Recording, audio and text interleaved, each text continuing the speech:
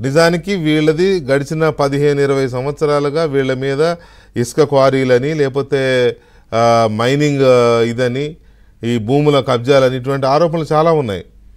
పర్టికులర్గా 2019 నుంచి 2024 వరకు రాష్ట్రంలో ఇది మనం పొంగనూరు అడవులకే అనుకోవద్దు, రాష్ట్రం మొత్తం మీద కూడా వీళ్ళు ఎక్కడ పడితే అక్కడ వీళ్ళు పంజా విసిరారు,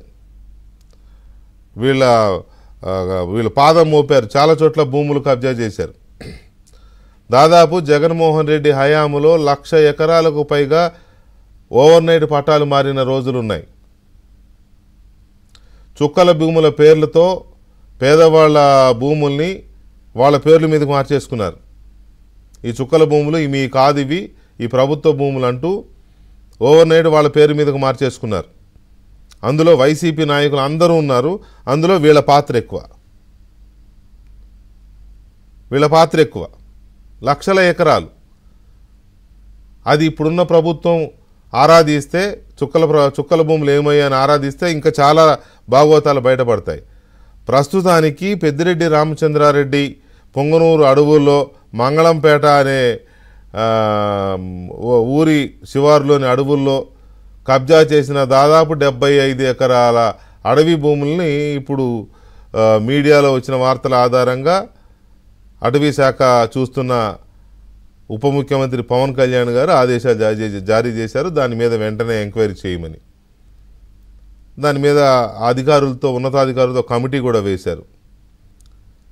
కమిటీ వేస్తే పెద్దిరెడ్డి రామచంద్రారెడ్డి గారు ఈవినింగ్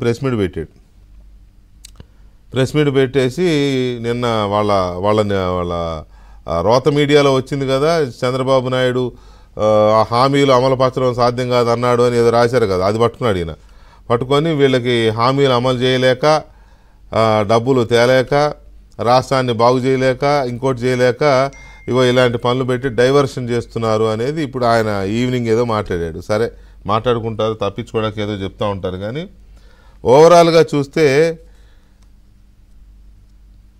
అడవుల్లో పులులు ఉంటాయి, ఏనుగులు ఉంటాయి, చిన్న చిన్న జంతువులు, చిరుత పుళ్ళు ఉంటాయి, పెద్ద పుళ్ళు ఉంటాయి, చిన్న చిన్న జంతువులు ఉంటాయి. అందుకనే అడవుల్లోకి ఎవరు వెళ్ళరు.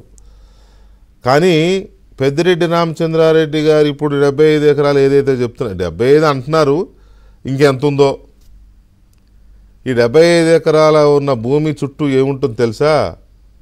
దట్టమైన అడవి, టైగర్ జోన్, పులులు వస్తుంటాయి, చిరుత పుళ్ళు వస్తుంటాయి, ఏనుగులు. అక్కడ చిత్తూరు జిల్లాలో ఏనుగులు అప్పుడప్పుడు వచ్చి పంటలు ధ్వంసం చేసి వెళ్తాయి, తెలుసు కదా. ఇది ఇక్కడ కూడా ఉంది, ఈయన భూముల్లో కూడా ఉంది ఏనుగుల బెడద. ఏనుగులున్నా, పెద్ద పులున్నా, చిరుత పులున్నా మన పొంగనూరు పులు ముందు అవి ఏం చేయవు. ఈయన చుట్టూ షెడ్లు వేసేసి బ్రహ్మాండంగా కాంపౌండ్ కట్టేసి అక్కడ 100 కొద్ది ఆవులు, కాంపౌండ్ వాళ్ళు, మనుషులు, కూలి మనుషులు, వీటన్నిటిని మించి బ్రహ్మాండంగా కిలోమీటర్ల కొద్దీ వీళ్ళ ఊరు నుంచి అక్కడ దాకా అడవి దాకా బ్రహ్మాండమైన బీటీ రోడ్లు. రాష్ట్రంలో ఎక్కడ రోడ్లు అన్ని గుంతల రోడ్లు చూసాం కదా, ఎన్ని యాక్సిడెంట్లు అయినాయో. అక్కడికి మాత్రం బ్రహ్మాండమైన రోడ్లు. ఏమి రాజభోగం, అడవి రాజులు ఇల్లు. ఈయన పొంగనూరుకేమో ఎమ్మెల్యే, కొన్నిసార్లు మంత్రి, కానీ అక్కడ అడవికి మాత్రం ఈయన ఒక రాజు. అక్కడ క్రూర మృగాల కంటే డేంజర్. అక్కడికి ఎవరిని వెళ్ళాలంటే భయం, వెళ్ళలేరు. ఆ మధ్య గుర్తుండే ఉంటుంది, ఎన్నికల ముందు 3-4 తెలుగుదేశం అభిమానులు ఎన్నికల్లో తెలుగుదేశం పార్టీ గెలవాలని వెంకటేశ్వర స్వామికి మొక్కుకొని ఆ బట్టలతో సైకిల్ వేసుకుని వెళ్తుంటే పొంగనూరు ఊరు బయట ఒకడు ఇంకొక ఇద్దరితో కలిసి ఆపి వాళ్ళ ముగ్గురిని బట్టలు ఇప్పించాడు. గుర్తుందా? ఏమనుకున్నారా పొంగనూరు అంటే? తీ బట్టలిప్పు, జెండా తీ కొడక. గుర్తుందా? డైలాగ్స్ గుర్తున్నాయా? అక్కడ ఊర్లోకి వెళ్ళటానికే ఇది లేదు. ఇంకా అక్కడ అడవిలో ఆయనకున్న సామ్రాజ్యానికి ఎవడు వెళ్తాడు? అలాంటి సామ్రాజ్యాన్ని నెలకొల్పి నీతులు చెప్తాడు, శుద్ధులు చెప్తాడు. అదేమంటే అసలు నాకేమీ తెలియదు, నేను గాంధేయవాదిని అన్నట్టుగా మాట్లాడతాడు. సో నేను ఇది ఒక్కదాని మీదే ఇవాళ చర్చ కాదండి. పెద్దిరెడ్డి రామచంద్రారెడ్డి దండకారణ్యంలో దండకారణ్యం అని అంటున్నాను ఎందుకంటే చాలా డీప్ ఫారెస్ట్ అది. అలాంటి దట్టమైన అడవిలో ఆయన సృష్టించిన అటవీ భూముల్ని చట్టవిరుద్ధంగా రాజ్యాంగ విరుద్ధంగా ఆక్రమించుకొని సృష్టించిన సామ్రాజ్యంతో పాటు ఆంధ్రప్రదేశ్లో ఆ 5 ఏళ్లలో 1,00,000 నుంచి 2,00,000 ఎకరాల మధ్య పేదల భూములు ప్రభుత్వ భూముల్ని కొట్టేసిన వైసీపీ నేతల బండారం కూడా చాలా ఉంది. వీటిని కూడా బయటపెట్టాల్సిన అవసరం ఉంది.